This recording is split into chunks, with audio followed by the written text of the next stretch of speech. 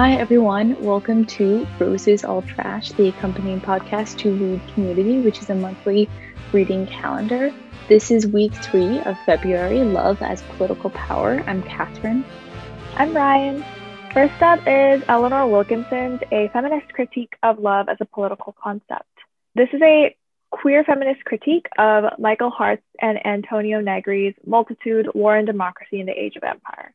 So in this book, Hardt and Negri recommend a concept of love that is quote unquote unrestrained by the couple or the nuclear family as like a political concept.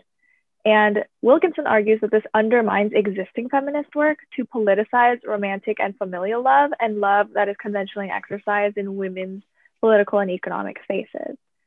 Another really problematic area is their continued idealized pluralism. Quote, Hardt and Negri's assertion that there are no queer bodies, only queer flesh, therefore must be contested. Heather Love, for example, has argued that queer affect is inseparable from the lived material realities of queer lives. So she's saying that for so many queer people, the pain and suffering of being queer has defined how they express and fully live out their personhood, which is queer. And all in all, Wilkinson says that Hardt and Negri ignore existing feminist work about political love, care, and solidarity. They're advancing this theory of love being the center of justice without looking at the work that women have already done to politicize their own love, the love that they've been tasked with. And so she sees herself not, quote, not as a loving revolutionary, but instead an awkward revolutionary who might not want your love, who might not love you back, and who refuses to be trained in how to love the right way. Our second reading is Bell Hook's Community, Loving Communion, where she discusses the way we've been trained to see love as only existing within romantic or familiar bounds. And by familial bounds, she means the nuclear family that we've been conditioned to as like an American society. And she discusses the way that that nuclear family and the constraints of romantic love above all prevent people from finding true love and true community and support in their lives, which will allow them to live their more like fully actualized, authentic selves.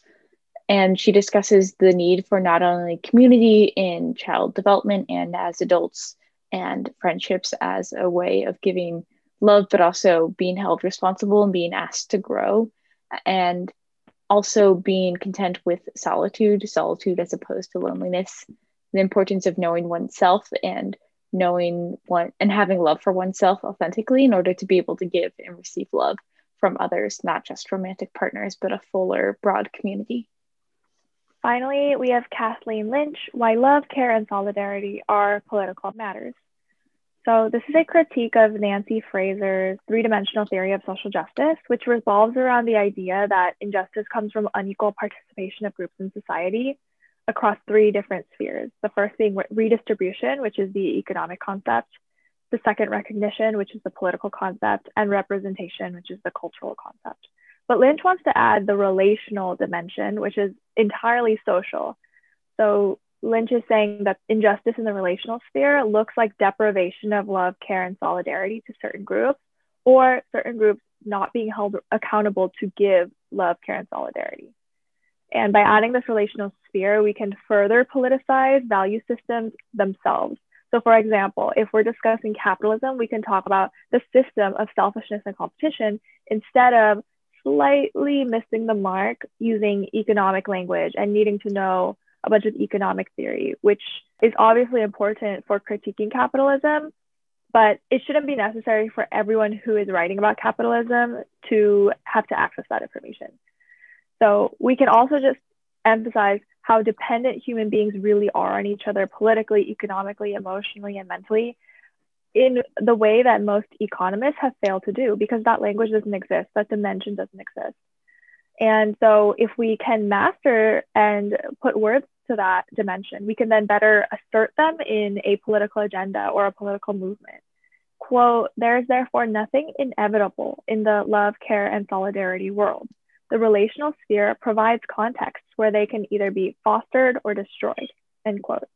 And through that, we can consciously build a new political space that is intended, Lynch says, for other-centeredness, in which we see, quote, individuals in relation as opposed to separate and soluble persons.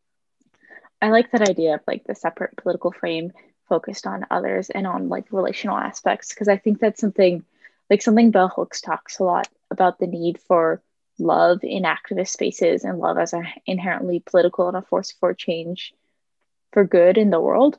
Is that, I mean, and we've talked about this before, like you can't pour from a cup and like unless it's filled, and people need to have their needs met, their emotional needs and their like very basic human need to be loved and to be cared for in order to extend that love to others. And not only love but empathy, and that's one of the main things that is needed to create a political change for the world, is empathy for others. Yeah, the readings for this week are, I think, quite different from each other. And this idea of love as political power is in its own way kind of hard to grasp, largely because of what that last reading was saying, what Lynch was saying about how we don't really have a language that directly translates our values to something that can be asserted by us, which is bizarre because our values completely determine how we act in the world, you know, or how we imagine the world to be or want it to be. And so we're fighting for all these things. We're fighting for concepts that are literally no less abstract than love, like equality, like justice, with a way better idea for whatever reason of what equality and justice is and what those kinds of policies are, as opposed to a policy that really deals with the reality that like human beings need other human beings. I'm really interested in like the phrase like love is political power. I feel like when I say that, it puts sort of like an idea in my head of like political power as something that's already like an aspect of the institution. But I see love as more a disruptive force to the existing political power. Like, yeah, I mean, it does make sense because there's a phrase that I left out in my sort of summary of Lynch's work where like existing dimensions of analysis, like economic, political, cultural, they have products like selfishness, like the idea that people should defend themselves above everything else. Like they have these very real products that we cannot talk about in a classroom and we cannot talk about like on the podium. I was thinking back to the America and the racial imagination episode. There was a reading called Black Nihilism, where it was talking about how all of the political language of hope in America is completely built on the enslavement of Black people and the enslavement of people across the world. And so when we have policies that are about progress or about equality or equity or justice, what exactly would be the difference between that being a policy goal and love being a policy goal? And I think it might go back to like the history of the language. Like love has not really been a historically tied in piece of rhetoric in this like painful American history, you know? that's something that like Bell Hooks discusses a lot. She has a whole second book about it, or a whole book dedicated to it, about how love is associated with womanhood and thus is relegated because of it. And I feel like things like equality and justice, like, and like liberation, those are words that like are really powerful, and like those are values that are really important, obviously, but we associate them more with rebellion and building a new society. Like I think of like American Revolution and those ideals, or the French Revolution and those ideals. When we try and like make legislation or create change for those things, it feels like imperative and urgent, whereas love feels like it feels almost like a passive thing in the way we discuss it. And it's also very, love is seen as an individual thing, or like, you know, based within the nuclear family or within romantic relationship, not a large scale community thing.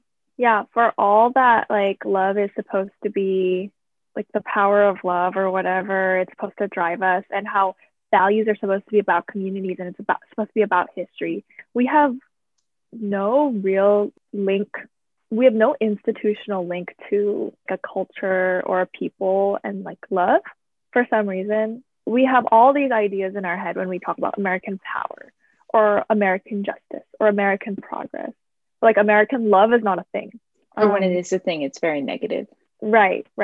And it's not just negative on the conservative side, but a lot of liberals, of course, use language that's like unity, love, and stuff. And I mean, I wanted to cover like, why does that rhetoric not ring true for certain people?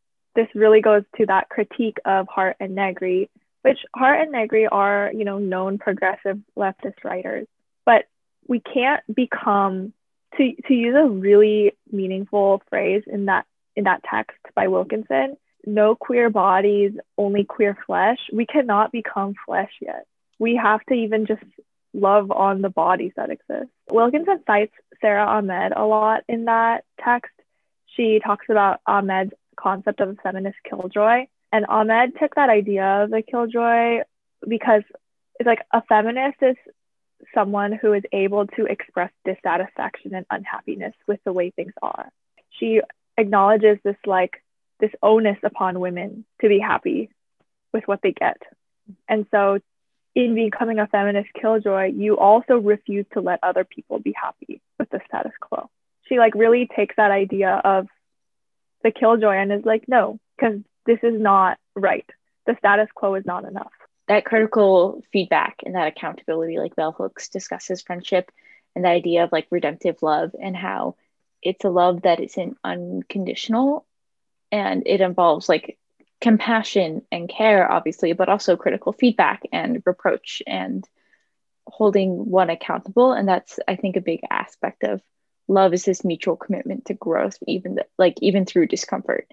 Yeah, and I'm sure that's what Hardt and Negri were trying to get at. Like, I do theoretically believe that love should be, it could be an incredible underpinning of policy and of justice, but we're not all ready yet. And that's not just people who are not progressive, but also people who feel like their suffering has not been seen or validated yet.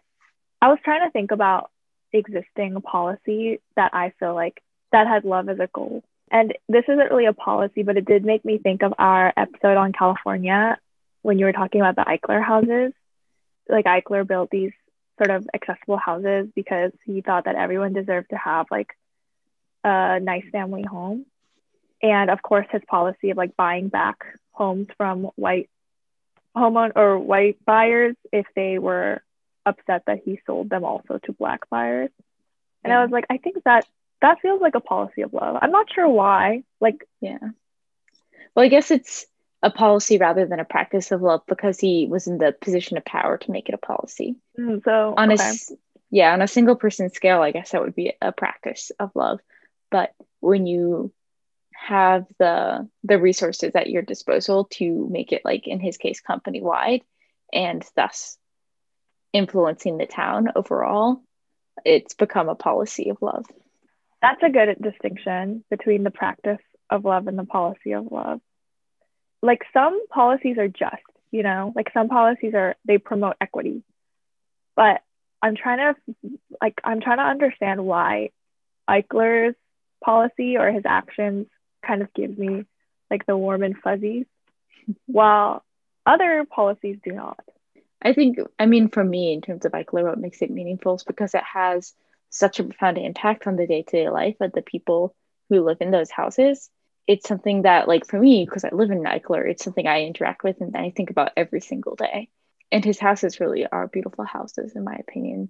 There's so much natural light. A design principle he really, really loved was sort of the blending of indoors and outdoors, like with courtyards and with big yards, so that you could flow inside and outside. And that sort of like sense of harmony for me feels loving because he understood that access to nature, even just through a yard, is important. Just like the prioritization of just the well-being of those who would use his product, and the fact that the product he created is such an integral part to their lives, and he took that very seriously. Yeah, I think you hit on a lot of good things there, on the care for well-being and on it being such like it's being so close to their actual lives. The one sort of policy that did come to mind, one that hasn't been enacted yet, but a real policy of love, I think, would be like massive student debt forgiveness, because again, it's like such immediacy to people's lives. The power that would unlock would be just like I astronomical. think that is a good point as well, because you were like, what separates a practice from a policy is the amount of power involved. And like maybe that's also a trait, not just the care for well-being and not just the immediacy to lives, but also the amount of power, you know, like something like making it illegal to discriminate against gay people in the workplace does not feel like a policy of love. Like it feels like a policy of practicality, or like it feels like a very pragmatic, you know, step, like a I think protective also, act. and I think also like when I see policies like that, it's easy for me to kind of poke holes in it. Like, okay, you can't be fired for being LGBTQ or whatever, but if you're working a like, you know, like minimum wage job, you can be fired for not mopping correctly conveniently after they find out that you're LGBTQ, you know. Those policies don't feel like cohesive and full enough. Like it hasn't done enough yet. Something else I was going to say is like what I feel is a policy of love would be like birth control or access to like healthcare, things like Planned Parenthood. Access to that care and that education and information is like truly life changing. Yeah, I'm starting to get a better picture. I think another thing I would add to our like list so far is it's almost like unasked for. Like it has a quality of mercy to it, which is messed up because it wasn't the government to withhold from us in the first place. But there's this like quality of like, it's that comprehensive, like, here you go, you could have everything, you know, you could have everything at once. I mean, I personally have actually never been in the Planned Parenthood, but like I know people I have, and there's like you said, mercy, like there's a relief or like this sense of having found like a savior in some really dark times for many people. Yeah, Planned Parenthood is really kind of like a beacon of light for a lot of people who are in truly desperate moments. Yeah, when I got next one on, and I talk about it a lot because it was truly incredible how, again, I'm going to use like a kind of idea of forgiveness.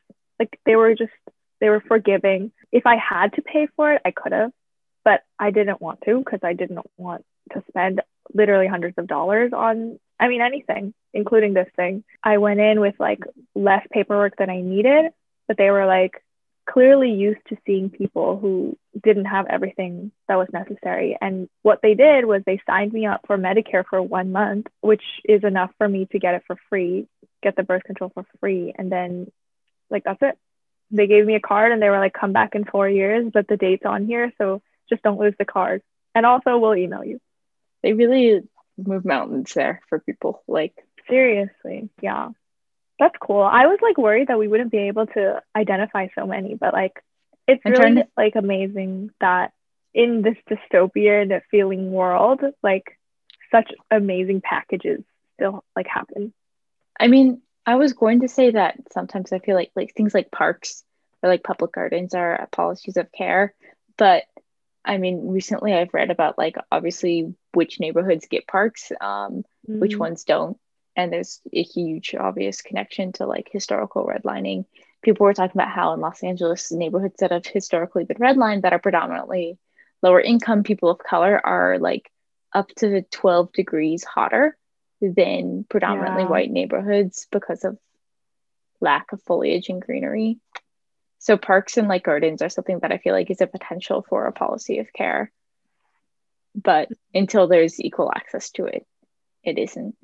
My old elementary school was a policy of care. We had a little farm. We had 2 sheep and 2 goats, and we had a bunch of chickens. And we had a big vegetable garden. And we'd all the kids would work on the farm and take turns like sifting compost and like weeding in the garden. And we'd harvest the vegetables and like make lunch and care for the animals, of course.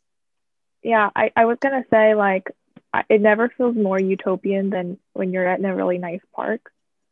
But a lot of that is because the neighborhood is quiet and because like it's cared for. Like a nice park is very heavily regulated, either by like social pressure or obviously by existing policy.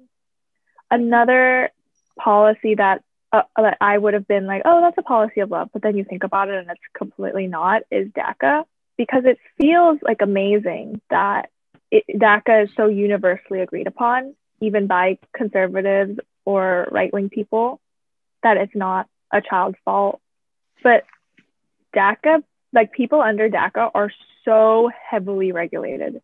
They literally cannot like commit a single crime. They cannot be caught for anything. Like that is a hugely restrictive rule of daca, is that if you do anything wrong, if you get in trouble with the law in any way, like you've broken the regulations. And if you think about the type of people who would qualify for or who would need daca protection, it's going to be people likely living in neighborhoods that are like heavily regulated or heavily policed. It could be a policy of love, but it's the bare minimum. I think another reason why we struggle to politicize love is because love has kind of a really angelic, like pedestal level of idolization in our society. Like we love and we think that's untouchable. And it feels wrong to politicize it or weaponize it. And that makes me kind of think of what you were talking about at the beginning of this conversation. People don't view it as an active choice or an action. They view it as like an emotion. Like you feel love, but you don't act love. Like it's not a practice that you do. It's not like a meditation practice, when really it is finding a way to practice love in like your daily life and your daily Makes interactions. That very clear. I mean, that's something I've been like ruminating on recently, as you know, is finding a way, even for people that like aren't in your life anymore, like finding a way to practice love or to be loving in the actions you do have with them. Not enabling, but loving. Yeah. This reading or this week, and also honestly this whole month, has made me think about like to what extent is love really innate, like an innate concept we understand. A lot of academic writing about love will say, no, love is not something untouchable. We can discuss it, we can dissect it. It can be as conceptual as we want, while other academics will be like, no, it doesn't, like we're taking away from love and any other emotion if we insist that it's completely knowable, completely investigable. A quote that really stood out from the Hooks text for me is, she quotes a memoir by Susan Miller saying, "I kept thinking love must be here somewhere. I looked and looked inside myself, but I couldn't find it. I knew what love was. It was the feeling I had for my dolls, for beautiful things, for certain friends. Later on, when I knew Debbie, my best friend, I felt even more sure that love was what made you feel good. Love was not what made you feel bad, hate yourself. It was what comforted you, freed you up inside, made you laugh. Sometimes Debbie and I would fight, but that was different because we were basically essentially connected." And so obviously Hooks thinks that love is something we know innately. Like we can recognize it when we see it. I do think the idea of like the sort of base emotion of it is innate, and like you can recognize it when you feel it, but you can't recognize it until you feel it. Like what's that? Like it's been repeated 1,000 times where people say like, oh, have you ever been in love? And someone says, I don't know. And they say, well, then you haven't, because if you're in love, you know it. Personally, I think that is true, but that's just my own 2 cents. Like the feeling in love, like the emotion of feeling good or feeling caring or feeling connected to someone is like an innate thing, but how to act on it and how to like nurture that so that it can grow and continue is not innate at all.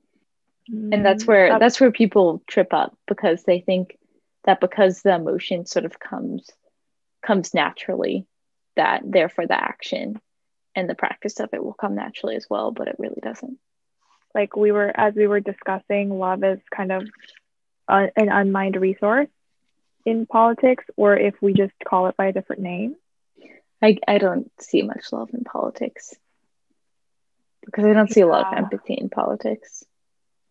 Or politics seems very removed from the concept of well-being and protection for the greater community, or those who are genuinely very invested in the well-being and care of others, of their community, aren't necessarily super successful.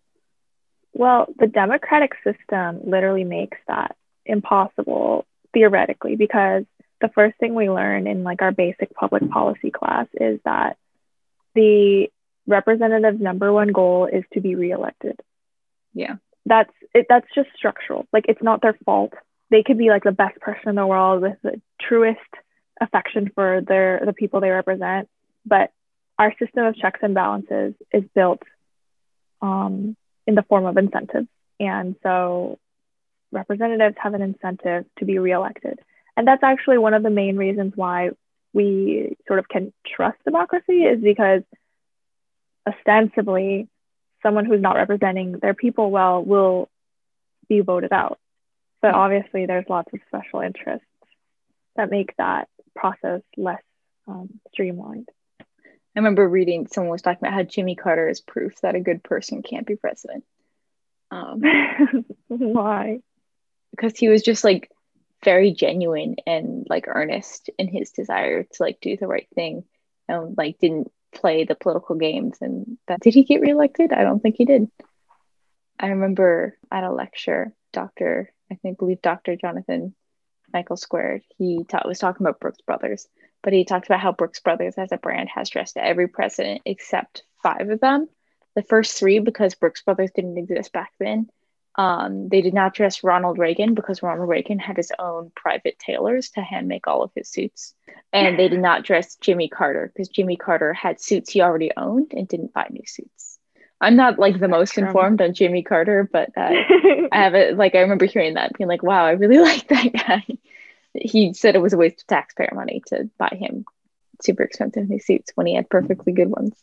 I mean, that's very true. And to me, that feels like a practice of love, not a policy of love. Because, like, along with the conversation about like whether love is an innate thing we are familiar with, and when we encounter it, we know what it is, I kind of want us to talk about the ending of Mad Men. Because spoiler alert, I'm sure. Do you want to recount it? Do you want to like describe it? I'm not very concise in my speaking, so do you want to like describe it? Are we discussing Dawn's? Yeah, just Dawn's ending with the Coke ad. Like, he reaches like enlightenment, and he's like, we need to love our fellow other beings, and I'm gonna like tell the world about love through a Coca-Cola advertisement. Obviously, the irony is built in because it's like, we are all one, we are all people thing, and then it's expressed through an extremely consumerist company and consumerist medium, right? Mm-hmm. And so it is really supposed to make us wonder, like, oh, did Dawn reach enlightenment, or did he just go back to his old ways? I believe he thought that he reached enlightenment. I think I give Dawn more credit than that. Not that he did reach enlightenment, but that he wouldn't fool himself. Maybe he learned how to cope. But I think that's with his really obvious crippling depression and alcoholism. I think that's really colored by our generation's postmodernism, though. Because for us, everything is sort of cope withable, because we know life doesn't matter and we know happiness doesn't fully matter. Like, we just kind of gotta go from touchstone to touchstone until we like reach the end of our life, basically. I wonder how much that commercial about like community and like valuing the people around you, I wonder also if that was influenced by Betty dying. He's lost so many people, and she was really like a cornerstone of his like self-identity for at least like the first half of the show, in terms of like this perfect life, and like she was fundamentally a part of it and part of that dream that he was chasing. And so her death, like, I mean, though obviously he had moved on from that dream, her death is like the final passing of that dream. And I wonder, like, that final phone call conversation, like, if he was able to ever truly see her as a person and not in something more than just a tool for him to achieve the illusion of that he wants. Yeah, the way you phrased that makes me realize that Betty was always Dawn's future, present, and past. Like, she symbolized everything that he ever wanted and was running toward, and the reason why he was running in place at his ad company. She was obviously his present because she was something that he couldn't get away from, half because he wanted to still have her or whatever she represented, and also because he desperately wanted to not need it anymore. And then also his past, because quite clearly she becomes no longer his. And when her life is cut short, he can't save her. I didn't realize Betty was so important to Dawn. I mean, they're Ken and interesting Barbie. though. They were made for That's each other. true. And Barbie's the star. Yeah, I was devastated when they broke up. And because we've already clearly spoiled the end of Mad Men, that one night where they like hooked up again brought me so much joy. I was like, finally, like. I was just gonna say that. Well, first of all, Betty seemed so in control. Like she seemed so truly content with what she had, which was very meager. And like she had enough denial to keep going and enough faith, I think, to keep going in the institutions that honestly let her down so badly. Yeah. But because Don chose those constraints, he was more susceptible to doubting his own choices, you know? Yeah. I also think it's interesting how Sally, because she is so not in denial about everything that like old money and new money have done to her parents, she is kind of like a walking ghost. Like she's almost like, she's like kind of Betty's death before Betty even dies. That letter between her and Betty, I think, is something I think about often. Although, like you said earlier today to me, that like, you know, it's telling that Betty's like final letter before she dies, literally the last words we hear from her are about like her appearance.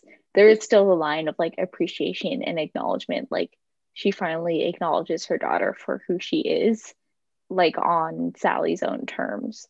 And like, granted, that doesn't make up for the childhood of low-key abuse, but yeah, it's still like a final act of love.